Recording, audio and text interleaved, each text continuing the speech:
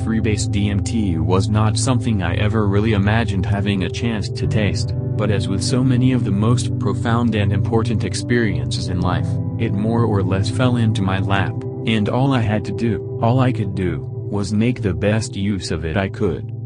Setting, alone in my condo on a Friday night. It had been a long time, relatively, since I had last used psychedelics. In the meantime I had been practicing meditation, strengthening and exploring my own mind and spirit, and making some important steps forward with my life. I felt confident and ready for anything. On this evening I had decided to reattempt, together, two well-regarded tryptamines I had tried before individually and had had disappointing experiences with, while still feeling there was potential in. To wit, I would be ingesting N-DPT and N-DMT, stacked on top of each other, potentiated with NMA and garnished liberally with nitrous oxide. 0 minutes 0 seconds, I predosed with 150 mg of Moclobemide. I did not plan to take either tryptamine orally, so this was largely a superfluous step, but I wanted to maximize the effect of both substances as much as possible, since standard doses had not worked for me in the past. Note that if either substance had been an amphetamine or phenethylamine, I would emphatically not have used NMA. But with tryptamines, as long as I am careful with dosage, I have never had ill effects with MOIs, just stronger experiences. 1 minute, I insufflated roughly half of a weight dose of 110 mg of DPT. I immediately followed the insufflation with a bulb of nitrous to help allay the burn and the bothersomeness of the drip. I also grabbed a bottle of lemon juice and periodically squirted a bit down my throat to counteract the drip as well. I find this works wonders against the alkaline burn. I sat down to watch television as I waited for the effects. Getting satellite TV and a TiVo has unfortunately increased the quantity of my TV viewing, I'm sad to say, but on the other hand, also the quality. In about 30 minutes I felt the warm body buzz of DPT creeping in. Mild flowing visuals also began to develop. Overall it was a 1, maybe a 2 in terms of my ability to interact with reality, but it was such a relaxed, almost sleepy trip that it didn't feel like a 2. DPT for me has a very sedative effect, and I often feel myself staring into space and my eyes drifting closed when I take it. More like a trance than like sleeping, but still quite the opposite from the hyper-alertness of phenethylamine-based psychedelics. Over the next 30-40 minutes I inhaled about 20 bulbs of nitrous oxide. Rather than doing 2 in rapid succession, as I usually do if I'm trying to launch off into a 4, I just kept up a steady pace of 1 bulb every few minutes. This eventually put me into a very relaxed, slightly drunken state of mind, which combined with the DPT meant that I was, well, pretty wasted. Psychedelic effects aside, I was probably as out of it as I would be from 3-4 drinks. Before long I felt ready to attempt the DMT. As I indicated, my first 2 tries smoking 50 mg of DMT had been sore disappointments, resulting in a brief trance-like state with some nice visuals, but no more than a 2, which after all the hype surrounding this drug was really a bummer. I queued up my favorite tripping playlist on iTunes, which I have set to play wirelessly from my laptop through my central stereo system courtesy of Apple's Airport Express. I sat down in my favorite chair, and took several deep breaths to center my spirit. 2 minutes 15 seconds, I placed 80 mg of DMT freebase in a pre-warmed light bulb vaporizer, applied a butane torch, waited until I saw vapor, and inhaled 3 hits. After the 3rd hit, I felt a heaviness rapidly building up in my limbs, in a portentous rush I was familiar with from 5-MeO DMT. I quickly put out the torch and set it and the hot bulb down on a china plate on the floor, which I had placed there ahead of time to avoid setting fire to the rug. I sat back in the chair and, almost as an afterthought, exhaled a big cloud of smoke. That was the last action I took in this universe. Before I talk about what happened next, a quick observation. The effects of a high dose of LSD, my favorite drug, are intensely memorable, gorgeous, soul-plumbing, something one wants to repeat again and again, partly because the experience is so beautiful and at the same time so chaotic and hard to piece back together. Like William James's description of the nitrous trip, as sobriety returns, the feeling of insight fades, and one is left staring vacantly at a few disjointed words and phrases, as one stares at a cadaverous-looking snow peak from which sunset glow has just fled, or at a black cinder left by an extinguished brand. DMT for me was not like this. Although the intensity of the memory faded somewhat in the days that followed, it seems to me that I can still remember almost every second of the trip, and it was full of intentional meaning, and anything but chaotic. Back to me in my chair surrounded by smoke. The song playing on the stereo at that moment was a reggae track called Free Up Black Man. I am not a reggae fan and this selection was rather accidental. I had not thought to fast forward to one of my favorite songs in time for the DMT flash, and in hindsight that might have been an improvement. But I almost think it was better to be listening to the haunting, exotic melodies of the islands rather than something artificial, electronic and acid-like. As I exhaled the smoke, I powerfully noticed the way in which the cone of smoke as it left my mouth lined up in perfect symmetry between the frames of two paintings hanging on the wall. Actually, symmetry was suddenly everywhere. Glancing down I saw the ornate patterns in the oriental rug organizing themselves, like nanobots, into bigger and bigger clusters of units. I closed my eyes for a brief second and behind my lids, this activity continued unabated. The entire universe was organizing itself, falling into lines and regiments of ordered, colored blocks, all at the command, I sensed, of some master entity. An all-powerful him. Yes, it was decidedly male. I don't consciously believe in a male divinity, but I can't deny that aspect of this experience.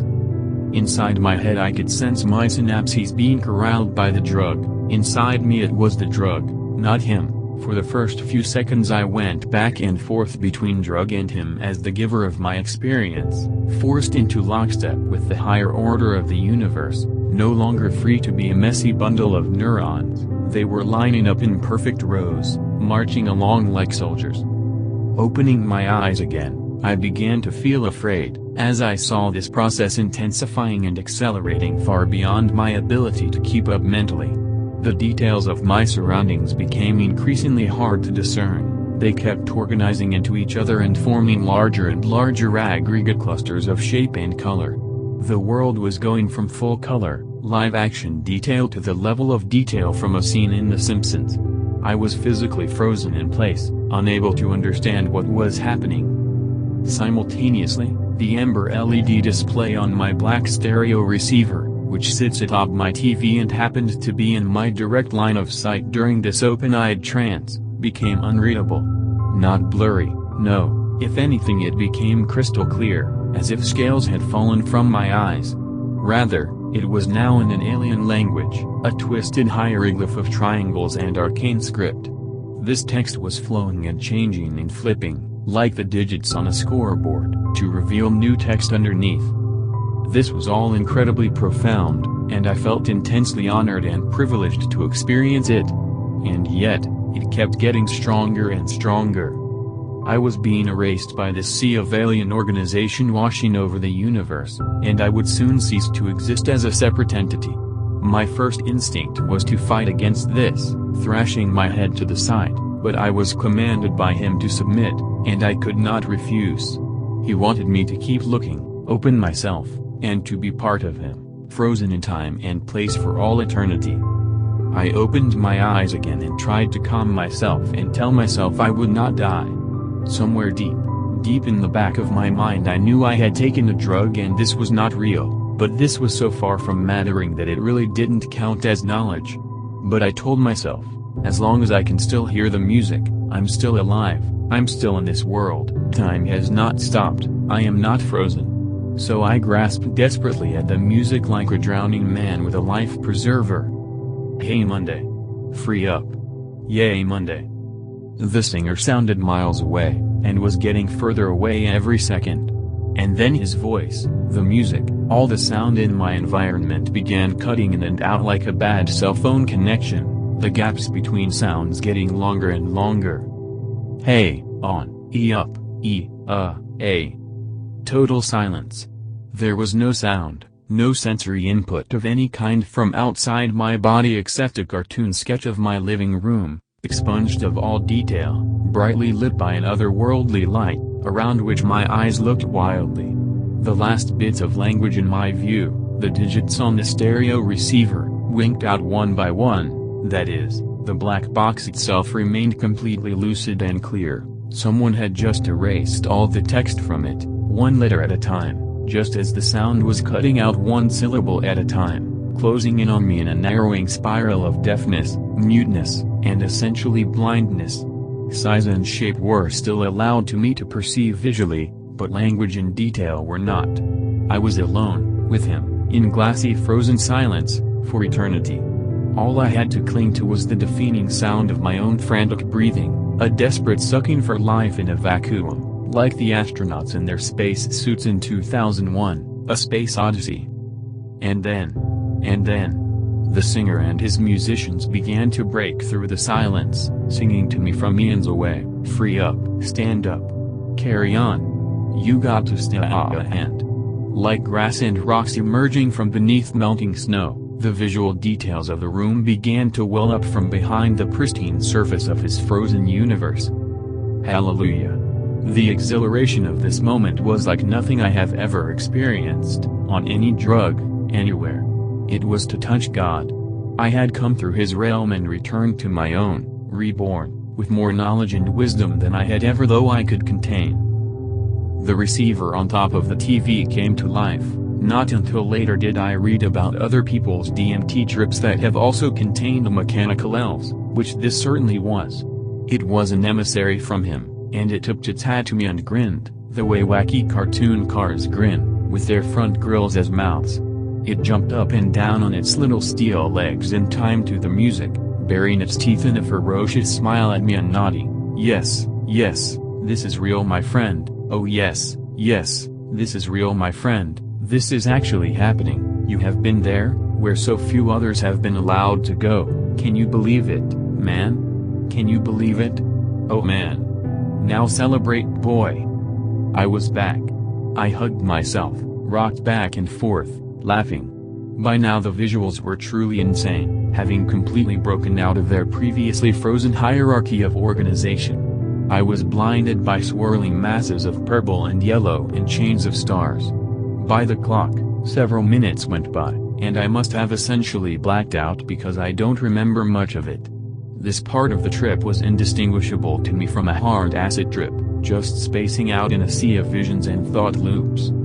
At one point I sat up in the chair and a second flash hit me, a kind of aftershock that was a pale echo of the original flash. This one had much more of a noticeable body load, with hypertension, and for a second I was afraid, thinking I can't handle another trip right now, I'll have a heart attack, but I took a deep breath and it passed quickly enough. 2 to 4 minutes, I came down. The rest of the evening was pretty scattered. I wandered around the apartment laughing and saying stupid stuff like "oh my god" and "damn" and "holy shit," and feeling incredibly grateful and excited to have made contact with the higher power behind DMT. Although I am not a religious person, I find it impossible not to have some tiny part of me say, "You met God that night." It was pretty much impossible to tell when the DMT trailed off since the DPT was still in effect. At some point, after much back and forth, I decided to snort the remaining 50 milligrams of DPT, and I finished off another box of nitrous bulbs, but this was pretty much a waste of material. Nothing else could be in the least memorable in the hours following the DMT voyage.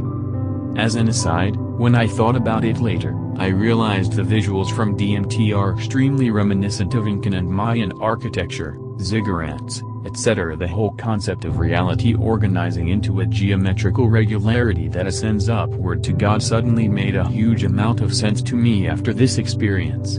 Of course, the ayahuasca drinkers who experienced this same effect centuries ago, and attributed it to God, had it replicated in their religious artifacts and architecture.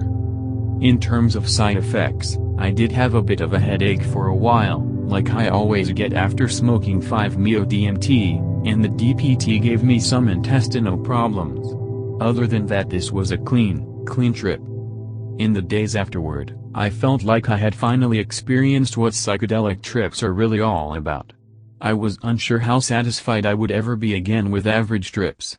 This was a once-in-a-lifetime experience, and if I happen to be so fortunate as to have a second chance to delve this deep into DMT, well, I will certainly not pass it up.